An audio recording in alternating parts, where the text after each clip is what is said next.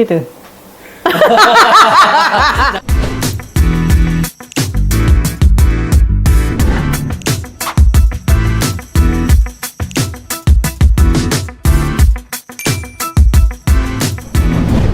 Hai, Saya Dr. Asti, jumpa lagi di channel YouTube saya, Dr. Asti. Kali ini saya akan bincang-bincang bersama. saya Richard, salam kenal. Kita mau bincang-bincang apa sih hari ini? Kita hari ini mau berbincang-bincang seputar Dr. Asti. Oh, seputar saya. Yes. Jadi buat yang ada di rumah dan dimanapun berada, sekarang kesempatan untuk kita berkenalan dengan Dr. Asti. Wah. Boleh ya dok? Boleh dong, Gantian ya? pasti boleh. Saya interview Dr. Asti nih. Waduh. Aduh, rahasia? Bagaimana dengan rahasia? Tidak ada rahasia-rahasia. Tidak boleh ada rahasia. Oke. Oke, mari kita mulai. Nah, mungkin banyak yang belum tahu nih dok, ya tentang seorang Dr. Asti ini. Jadi boleh nggak dok cerita sedikit kayak siapa sih seorang Dr. Asti ini dan latar belakangnya ini? Oke, saya Dr. Asti ya. Saya seorang dokter umum yang lulusan angkatan 89 ya. Sudah tua ya. Harusnya usianya sudah kelihatan berapa nih ya. Masih awet muda. Oh, hore.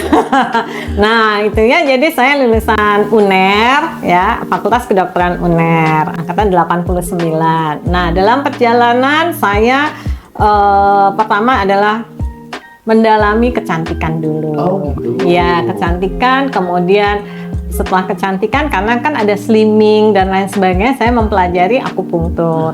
Ya, kemudian ternyata saya jatuh cinta nih sama akupunktur. Ya, sehingga saya sudah tidak melakukan istilahnya pemeriksaan sebagai dokter umum, sudah enggak. Saya langsung menjadi dokter akupunktur sejak 2006. 2006. Pertama kali akupunktur. Oke. Tapi setelah itu saya sama sekali tidak sebagai dokter umum, hanya dokter akupunktur. Nah, dokter akupunkturnya di awal ada dokter kecantikan, akupunktur untuk kecantikan. Kemudian karena saya melihat bahwa akupunktur itu kan harus balancing body, mind, and soul. Nah, saya ngambilnya kok bodinya aja ya yang diolah. Mainnya mana nih? Nah, akhirnya saya ambil hipnoterapi. Jadi saya menggabungkan untuk orang itu bisa cantik. Istilahnya kan ada, dulu itu saya mendalami juga hypno beauty. Jadi orang itu mindsetnya untuk menjadi cantik itu juga harus dapat gitu. Karena kita bilang cantik, kalau orang itu dari dirinya sendiri bilang jelek, 1000 orang bilang dia cantik, tetap dia merasa dirinya jelek. Kayak APD gitu. Betul. Nah, akhirnya saya mendalami hipnoterapi. Di dalam perjalanan hipnoterapi, saya bertemu dengan Ibu Lani Kuswandi dan membuat saya belajar tentang hypnobirthing. Nah, dari hypnobirthing itulah saya bertemu dengan ibu-ibu hamil. Kemudian saya belajar lagi akupunktur untuk ibu hamil. Oh, jadi perjalanannya menuju nggak langsung. Jadi akupunktur umum dulu. Kecantikan, ibu hamil. Nah, pada saat ibu hamil ini pingin anak kedua, kok susah ya. Nah, itu barulah saya belajar akupunktur untuk promil. Nah, dari situ ternyata saya melihat banyak sekali nih kasus-kasus promil ya, bukan promil saja, reproduksi istilahnya ya, yang mensnya nggak teratur, mens yang berlebihan. Pada saat itu masih pikirannya cuma wanita saja ya, ternyata banyak ya yang harus dibantu istilahnya. Nggak cuma wanita ternyata banyak sekali yang bisa dilakukan di akupunktur promil ini. Kemudian saya ambillah course juga tentang promil ini. I see. Gitu. Waduh, keren banget ya. Ternyata perjalanannya itu panjang ya, nggak langsung tiba-tiba jadi dokter akupunktur promil. Iya. Kalau sedikit boleh flashback dok, emang dulu waktu kecil itu cita-citanya pengen jadi dokter? Kalau cita-cita pengen jadi dokter, rasanya semua anak kecil pengen jadi dokter, gitu ya? pengen jadi polisi, ya tentara, pokoknya pasti dokter nomor 1. Saya kan kalau kecil dulu, zaman saya kecil itu selalu gitu. Kalau sekarang anak sekarang mau jadi apa? YouTuber. Jadi YouTuber, jadi influencer. Iya gitu kan? ya? Kok yang dulu saya kan produk zaman dulu.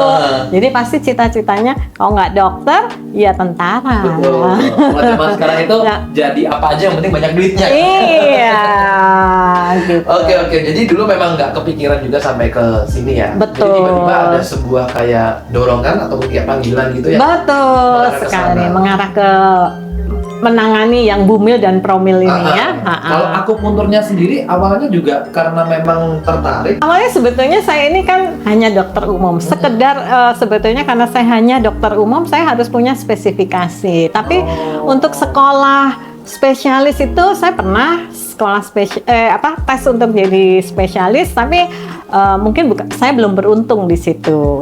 Ya, akhirnya saya tetap menjadi dokter umum.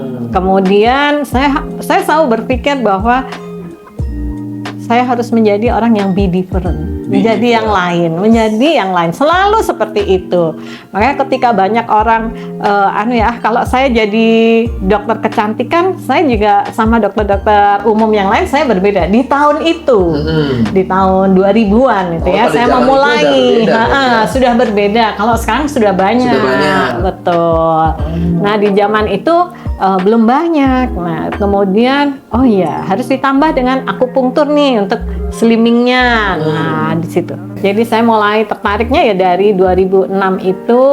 Saya kebetulan saya bertemu dengan artis yang minta tolong sama saya untuk disuntikan sesuatu di titik-titik tertentu. Nah, dari situ kok dia bisa turun berat badannya. Nah, kemudian saya nanya, ini apa sih gitu. Ternyata ini adalah akupunktur. Dia biasa disuntik di Jakarta, kebetulan dia ada show di sini 2 minggu, dia minta tolong saya untuk menyuntikkan. Dari situ saya mulai tertarik. Kemudian pada saat saya masuk untuk belajar akupunktur, ternyata saya jatuh cinta. Gitu. Jadi cinta pandangan pertama. Betul. Ternyata ilmunya different banget. Di different tadi. Kayaknya dokternya suka belajar nih orangnya nih. Iya. Itu sesuatu yang baru ya. Sesuatu yang baru, sesuatu yang lain. Sesuatu yang lain. Iya. Jadi kayak excited gitu ya. Excited. Dan saya nggak mau cuman istilahnya hanya apa ini namanya ya? Kalau bahasa Jawa kecek-kecek ya. Kecek-kecek. Saya mau langsung renang gitu. Dan jadi nggak mau. Kalau cuma sekedar tahu, sekedar itu saya nggak mau. Langsung nyelam gitu ya. Harus tuntas gitu. Wow, keren. Nah, berbicara tentang menjadi seorang dokter akupuntur promil, pasti kan punya challenge atau tantangannya tersendiri nih. Ada nggak sih semacam kayak tantangan atau mungkin kesulitan-kesulitan yang membedakan dengan dokter pada umumnya gitu untuk di bidang akupuntur promil sendiri? Sebetulnya kalau kesulitan itu nggak terlalu banyak kesulitan, lebih banyak senengnya, lebih banyak happy-nya, karena seneng gitu ya. Ternyata sangat berbeda dengan ketika saya belajar kecantikan ya, ketika saya masih menekuni bidang kecantikan. Di bidang kecantikan itu rasanya orang itu tidak ada puasnya. Ya, misalnya ini kita udah bisa nih membantu mengurangi jerawat gitu ya. Nah, terus kemudian orang ini pasti bilang gini, ya lumayan sih, tapi masih ada jerawatnya. Maksudnya dia nggak bisa, orang itu nggak bisa puas gitu ya, puas yang 100% puas gitu ya. Nanti sudah bersih, tapi masih ada bekasnya. Nah, gitu-gitu. Nanti udah bekasnya hilang, kurang tirus deh kan. Kalau bekasnya hilang, kalau lagi mau mens kan keluar lagi. Tapi masih ada satu. Nah, tapi kalau di promil ini saya lebih banyak happy-nya karena rasanya misalnya ya, orang perubahan kecil itu di-appreciate sama pasien gitu. Jadi misalnya yang tadinya tidak mens ya, ternyata dia nggak perlu pakai obat, dia bisa mens. Nah, artinya promil itu belum sampai dia hamil loh ya. Dia perubahan kecil itu ternyata membawa dampak besar buat seseorang, buat pasien. Nah, itu yang saya lihat. Berarti saya pas nih di sini ya. Artinya saya bisa membantu mereka itu dengan benar-benar diterima gitu ya. Sama seperti ketika ada orang yang mensnya banyak gitu ya, kok nggak berhenti-berhenti. Ternyata setelah di akupunktur beberapa kali, mensnya bisa stop dan kemudian dia bisa istilahnya ibadah lagi kan. Dia bisa ibadah lagi. Jadi melihat wajahnya, dok, saya mensnya sudah berhenti dengan mata yang berbinar-binar, itu rasanya, oh saya seneng gitu ya.